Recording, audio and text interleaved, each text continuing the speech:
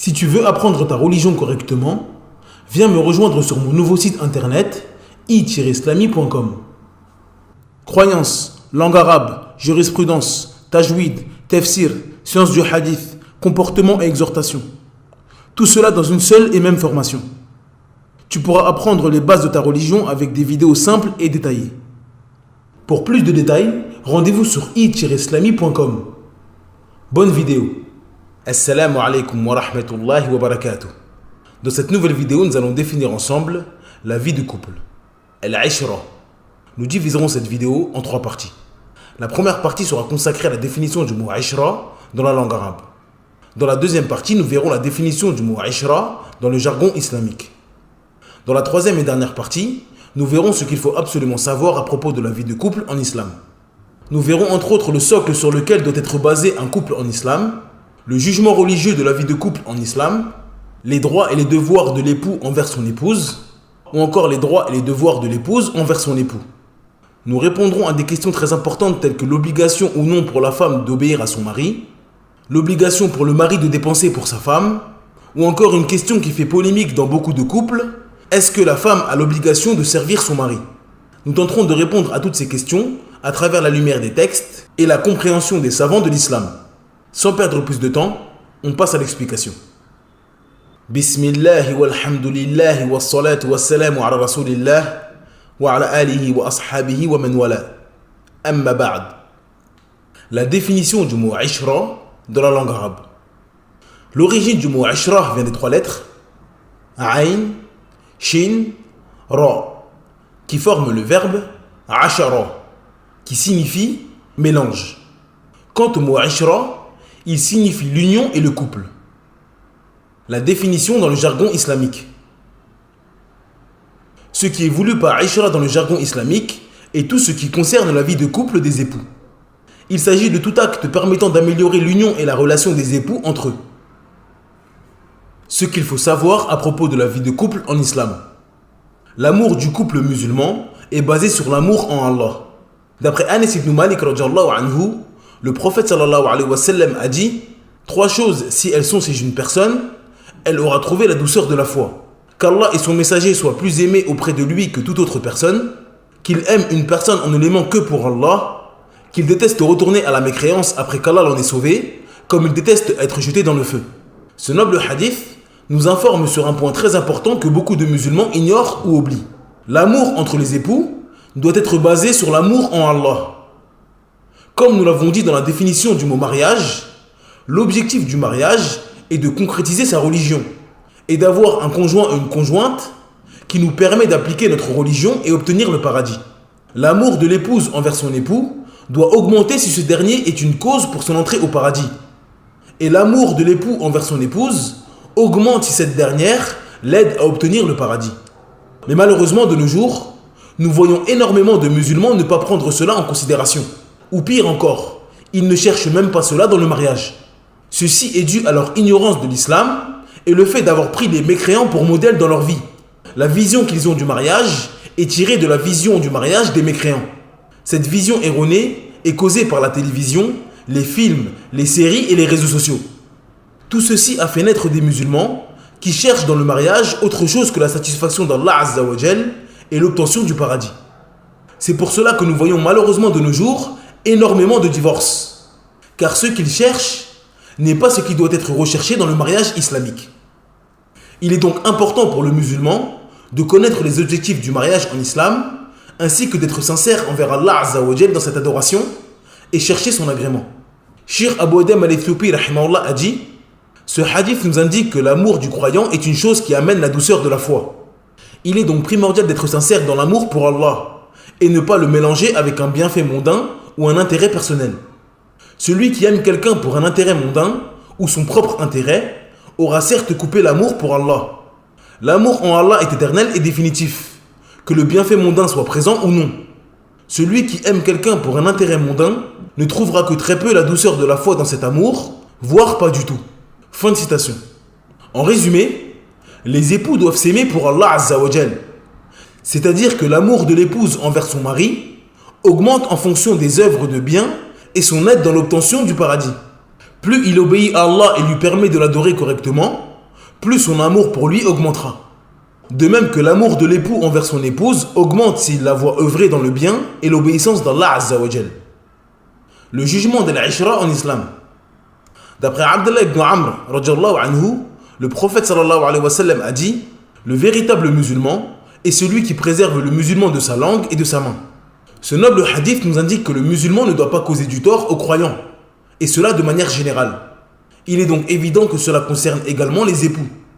Allah Azza wa Jal dit: وَعَاشِرُوهُنَّ بِالْمَعْرُوفِ. Dans la sourate 4, verset 19, d'après la traduction approximative, Allah Azza wa Jal dit: et comportez-vous convenablement envers elles. L'imam Sa'di rahimahullah a dit à propos de ce verset: ceci englobe le bon vivre ensemble dans la parole et les actes. Il incombe à l'époux de vivre avec son épouse de manière convenable. Il doit être de bonne compagnie, éviter de lui causer du tort et faire tout son possible pour être excellent envers elle. Entre également dans cela les dépenses obligatoires qu'il a envers elle. Fin de citation. Allah Azza wa Jal dit: وَلَهُنَّ مِثْلُ الَّذِي عَلَيْهِنَّ بِالْمَعْرُوفِ. Dans la sourate 2 au verset 228, d'après la traduction approximative, Allah Azza wa Jal dit: quant à elles, elles ont des droits équivalents à leurs obligations, conformément à la bienséance. L'imam Sa'di rahimahullah a dit à propos de ce verset: les femmes, tout comme les hommes, possèdent également des droits et des devoirs envers leurs époux et leurs familles. Certains sont obligatoires et d'autres préférables. Fin de citation. Ce qui est voulu par se comporter convenablement. Comme nous l'avons dit précédemment, il est obligatoire pour les époux de se comporter convenablement les uns envers les autres. Mais une question peut surgir dans la tête de quelqu'un. Qu'est-ce que signifie se comporter convenablement? Il est possible qu'un homme estime que tel ou tel comportement est convenable, alors que son épouse ne considère pas cela comme convenable. Comment donc savoir ce qui est convenable ou non? Il y a donc deux points à maîtriser pour bien comprendre le sujet. Ce que l'islam a ordonné aux époux. Il s'agit de ce que l'islam a ordonné aux époux et aux épouses les uns envers les autres. Il ne fait aucun doute que ce que l'islam a ordonné et légiféré aux époux fait partie de ce qui est convenable, car cela a été légiféré par Allah Azza wa Jal, l'omniscient, le sage. Ce qui est considéré comme convenable selon les us et coutumes. Il s'agit de ce qui est reconnu comme étant un bon comportement dans les us et coutumes du pays. Cela varie donc d'un endroit à un autre et d'une époque à une autre. Il se peut qu'une parole ou un acte soit considéré comme bon et correct dans un endroit, mais pas du tout dans un autre endroit ou dans une autre époque. Dans ce cas précis, les époux doivent se baser sur ce qui est considéré comme convenable dans l'endroit où ils vivent et l'époque où ils vivent. L'imam Sa'di rahimahullah a dit: ce qui est convenable entre les époux revient aux habitudes et aux coutumes présentes dans le pays et l'époque. Ceci donc change selon les époques, les endroits, les situations et les habitudes. Fin de citation. A noter que les us et coutumes dans ce qui est convenable doivent être respectées à condition qu'elles ne contredisent pas ce que l'islam a rendu obligatoire pour les époux. Exemple, il n'est pas permis à l'homme de dire: je ne prends pas en charge financièrement mon épouse, car dans mon pays, ceci ne se fait pas. Et il n'est pas permis à la femme de dire: je n'obéis pas à mon mari, car d'où je viens, nous n'obéissons pas à nos époux. Les us et coutumes sont donc pris en considération uniquement s'ils ne contredisent pas la législation. Pour plus d'informations concernant les us et coutumes en islam, je vous invite à regarder la vidéo qui le consacrait. Le lien est dans la barre de description. Les droits de l'époux sur son épouse. L'autorité. Dans le couple musulman, l'autorité et la gouvernance sont entre les mains de l'époux. Allah Azza wa Jal dit: وَلِلرِّجَالِ عَلَيْهِنَّ دَرَجَةٌ وَاللَّهُ عَزِيزٌ حَكِيمٌ.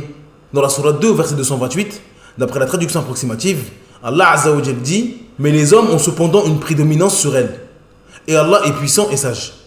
Allah Azza wa Jal dit également: الرجال قوامون على النساء بما فضل الله بعضهم على بعض وبما أنفقوا من أموالهم. Dans la sourate 4, verset 34, d'après la traduction approximative, Allah Azza wa Jal dit: les hommes ont autorité sur les femmes en raison des faveurs qu'Allah accorde à ceux-là sur celles-ci et aussi à cause des dépenses qu'ils font de leurs biens. Les devoirs de l'époux envers son épouse. La crainte d'Allah. Il est obligatoire pour l'homme de craindre Allah Azza wa Jal dans son épouse. Comme nous l'avons dit précédemment, Allah a donné l'autorité à l'homme sur son épouse. Ceci est donc un immense honneur, mais également une immense responsabilité. Tout comme le gouverneur, on lui a donné des droits que les autres n'ont pas. Si cela est fait dans la crainte d'Allah et son obéissance, cela sera la cause d'un grand bien pour le couple dans ce bas monde et dans l'au-delà. Cependant, si l'époux ne craint pas Allah Azza wa Jal et utilise les droits qu'on lui a octroyés pour être injuste envers une musulmane, il sera la cause d'un grand mal dans son couple, mais également au sein de la société. Quand un gouverneur est injuste, les ignorants et les faibles d'esprit se rebellent et ne prennent plus en considération la place importante du gouverneur. Il en est de même pour l'homme. S'il ne respecte pas les engagements qu'Allah lui a enjoints, il perdra sa place et son rang au sein de la société. Les femmes se rebelleront car elles n'auront plus confiance et prétendront être plus légitimes que les hommes concernant la gouvernance. Il est donc du devoir du musulman de craindre Allah Azza wa Jal et de se comporter avec ses femmes comme Allah lui a ordonné et être ferme et constant sur cela, même si toute la terre est contre lui. D'après Jabir ibn Abdillah radhiyallahu anhuma, le messager d'Allah sallallahu alayhi wa sallam a dit: craignez Allah dans vos relations avec les femmes. Vous les épousez avec la garantie d'Allah et vous vous permettez d'avoir des rapports intimes avec elles grâce à la parole d'Allah. Le bon comportement. D'après Abu Hurairah radhiyallahu anhu, le prophète sallallahu alayhi wa sallam a dit: soyez bons avec les femmes. En effet, elles ont certes été créées d'une côte, et ce qui est le plus tordu de la côte est sa partie supérieure. Si on veut la redresser, on la casse, et si on la laisse, elle reste tordue. Soyez donc bons avec les femmes. Dans ce noble hadith, le prophète sallallahu alayhi wa sallam nous indique que la femme fut créée d'une côte, c'est-à-dire que la femme du prophète Adam alayhi salam, Hawa, fut créée de sa côte. Le prophète fait donc ici la comparaison entre sa création et la manière dont il faut se comporter avec elle. Si il est dur et ferme avec elle et tente de la redresser par tous les moyens, il la cassera. L'homme doit donc avoir cela en tête dans sa vie de couple avec son épouse. Il doit tout faire pour avoir le meilleur comportement possible pour ne pas la casser et la froisser. Les dépenses. Il est obligatoire pour l'époux de subvenir aux besoins de son épouse. Cela englobe le logement, les vêtements et la nourriture.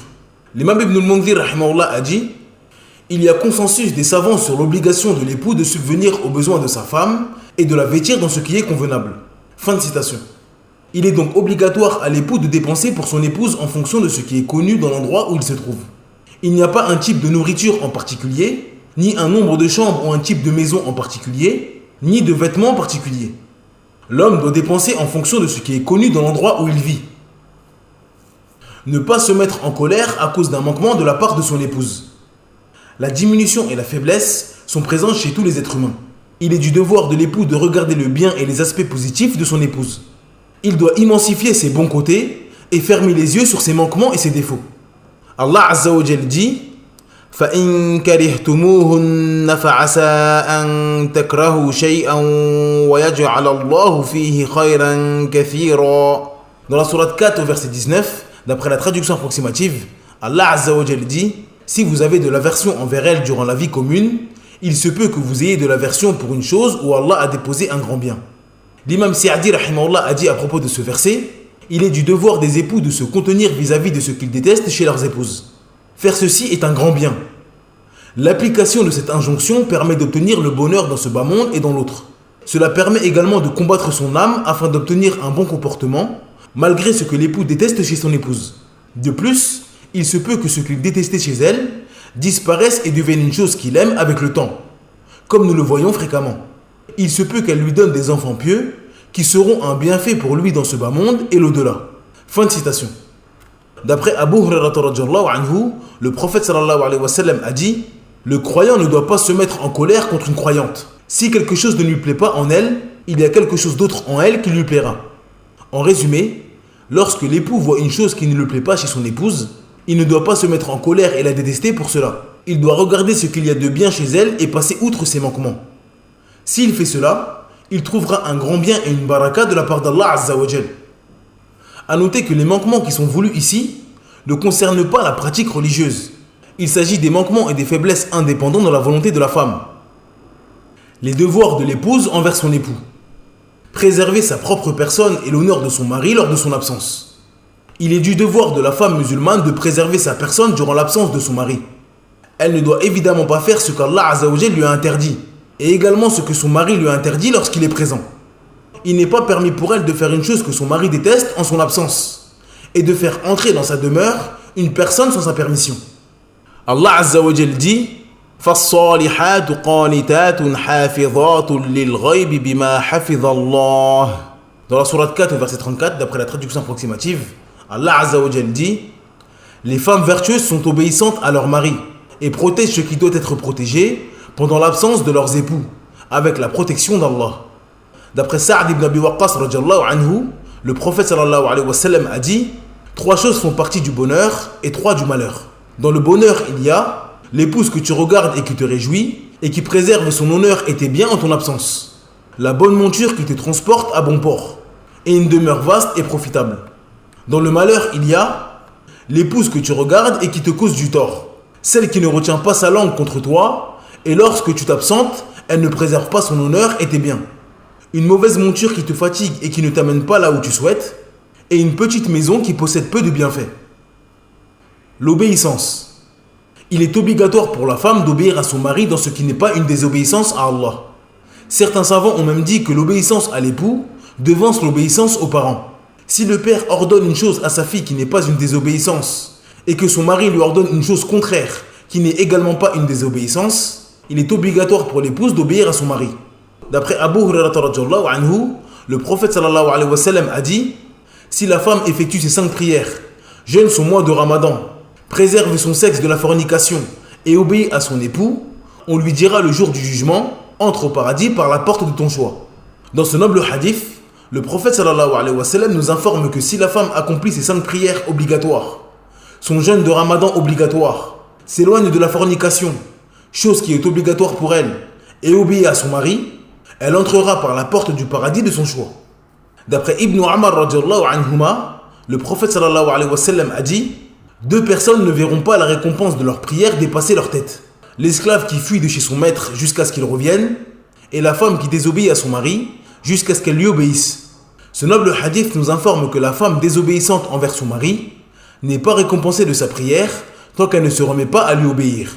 Cela nous montre la gravité de désobéir à son mari et donc l'obligation pour la femme de le faire. Tout faire pour rendre heureux son époux. La femme doit faire le maximum pour satisfaire son époux et ne pas lui causer du tort. Elle questionne sa mère, ses sœurs et ses tantes afin de savoir ce qu'il aime et le réjouit, ainsi que ce qui le met en colère afin de s'en éloigner. D'après Anas ibn Malik radhiyallahu anhu, le prophète sallallahu alayhi wa sallam a dit: voulez-vous que je vous informe sur les femmes musulmanes qui entreront au paradis? Les compagnons ont répondu: bien évidemment au messager d'Allah. Il dit alors: il s'agit de toute waloud, qui quand elle se met en colère ou quand son mari lui cause du tort dit: voici ma main dans la tienne, et je ne fermerai pas les yeux de la nuit tant que tu ne seras pas satisfait. Le mot wadoud signifie une personne qui nous aime et qui met tout en œuvre pour être aimée en retour. Il ne s'agit pas uniquement de la femme qui aime et qui est satisfaite de son mari, mais celle qui fait tout son possible pour que son mari l'aime et soit satisfait d'elle, que cela soit par des paroles ou des actes. Quant au mot waloud, il signifie une femme qui a beaucoup d'enfants. Cette femme est récompensée pour cela pour 2 raisons. Elle augmente la communauté du prophète Mohammed sallallahu alayhi wa sallam et les enfants qu'elle aura invoqueront pour elle, Inch'Allah. Ce noble hadith nous montre donc le comportement que la croyante doit avoir envers son mari. Même si elle est en colère et que son mari lui cause du tort, elle ne s'endort pas alors que son mari est en colère contre elle. Elle met sa fierté de côté et cherche la réconciliation avec son mari, car elle cherche à satisfaire son Seigneur avant tout. Elle ne doit jamais oublier qu'elle s'est mariée pour obtenir le paradis et la satisfaction d'Allah Azza wa Jal. Et dans ce hadith, le prophète sallallahu alayhi wa sallam nous informe que la satisfaction d'Allah passe par la satisfaction de son époux. Le jugement pour la femme de servir son mari. Tous les savants de l'islam sont unanimes pour dire qu'il est louable et préférable pour la femme de servir son mari. Cependant, les savants ont divergé sur le caractère obligatoire ou non pour la femme de servir son mari. Certains savants ont dit que cela n'est pas obligatoire. C'est-à-dire qu'il n'est pas obligatoire pour la femme de cuisiner pour son époux, nettoyer, ranger la maison ou autre. D'autres savants ont dit que cela est obligatoire. Et c'est l'avis qui semble être le plus correct, et Allah Azza wa Jal est le plus savant. Ces savants amènent plusieurs preuves qui nous indiquent qu'il est obligatoire pour l'épouse de servir son époux. Parmi les preuves qui montrent cela, il y a le fait que c'est ce qu'impliquait le mariage à l'époque du prophète Mohammed sallallahu alayhi wa sallam. Le mariage à l'époque du prophète Mohammed sallallahu alayhi wa sallam impliquait que la femme serve son mari. Et personne n'a jamais contredit cela. Si cela n'était pas obligatoire et un choix de la part de la femme, il devait être obligatoire pour le prophète sallallahu alayhi wa sallam d'indiquer cela aux femmes musulmanes. Mais ceci n'a jamais été rapporté de la part du prophète sallallahu alayhi wa sallam. Abu Hurairah radhiyallahu anhu a dit: Fatima radhiyallahu anha est venu au prophète sallallahu alayhi wa sallam pour se plaindre de la difficulté de son travail et demander un domestique. Le prophète sallallahu alayhi wa sallam lui dit: nous n'avons pas de domestique pour toi. Veux-tu que je t'indique une chose meilleure que d'avoir un domestique? Dis 33 fois Subhanallah, 33 fois Alhamdulillah et 34 fois Allahu Akbar lorsque tu vas te coucher. Ce noble hadith nous indique que Fatima radhiyallahu anha, la fille bien-aimée du prophète Mohammed sallallahu alayhi wa sallam, et parmi les meilleures femmes que la terre ait portées, s'occupait de la maison de son époux Ali radhiyallahu anhu elle-même. Elle est donc venue à son père pour se plaindre de la difficulté de cela. Car à cette époque, s'occuper d'une maison consistait à aller prendre de l'eau sous des températures extrêmes, aller au marché, porter de lourdes charges, écraser des graines pour en faire de la farine afin de faire du pain, et beaucoup d'autres choses. Lorsque Fatima radhiyallahu anha est venue à son père sallallahu alayhi wa sallam pour lui demander un domestique, le prophète sallallahu alayhi wa sallam ne lui a pas donné. Il ne lui a également pas dit d'arrêter de servir son mari. Au contraire, il lui a indiqué une chose meilleure que cela. C'est-à-dire qu'il lui a dit de continuer de servir son époux, de s'occuper de sa maison et d'évoquer Allah Azza wa Jal au moment de son coucher. Le rappel d'Allah sera plus apaisant et reposant pour elle qu'un domestique. De plus, le prophète sallallahu alayhi wa sallam n'est pas parti voir son époux Ali radhiyallahu anhu pour l'obliger de prendre un domestique pour sa fille. Asma bint Abi Bakr radhiyallahu anhuma a dit: Az-Zubayr m'avait épousé. Il ne possédait alors sur terre ni chameau, ni esclave, ni rien, si ce n'est un chameau servant à puiser de l'eau et son cheval. Je donnais à manger au cheval, j'employais le chameau à puiser de l'eau, je raccommodais le seau et je pétrissais la farine. Mais je n'étais pas habile à préparer le pain.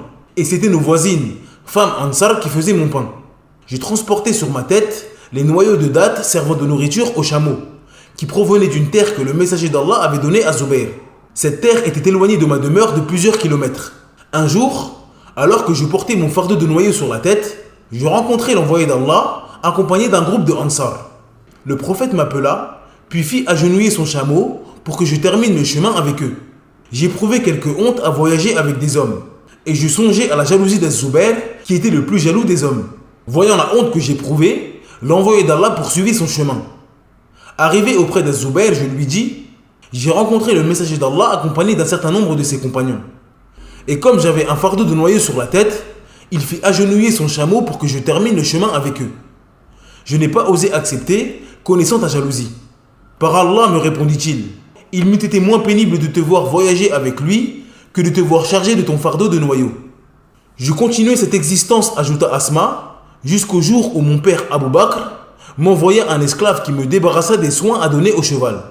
Il me sembla alors que je venais d'être affranchi. En résumé, Allah Azza wa Jal a donné des droits et des devoirs aux époux lors du contrat de mariage. Allah a donné aux époux le droit de jouir de leurs épouses et a obligé le logement, la nourriture et l'habillement envers elles. Quant aux femmes, elles ont également le droit de jouir de leurs époux. Et elles ont le devoir de servir leurs époux et s'occuper de leur maison. Cette vidéo est maintenant terminée. Merci de l'avoir visionnée jusqu'à la fin. Je vous invite à vous rendre sur le site i-islami.com afin de télécharger gratuitement le PDF de cette explication. N'oubliez pas de vous abonner à la chaîne et d'activer la cloche de notification afin de faire grandir la chaîne et ne rater aucune vidéo. En attendant, je vous dis Assalamu alaikum wa rahmatullahi wa barakatuh.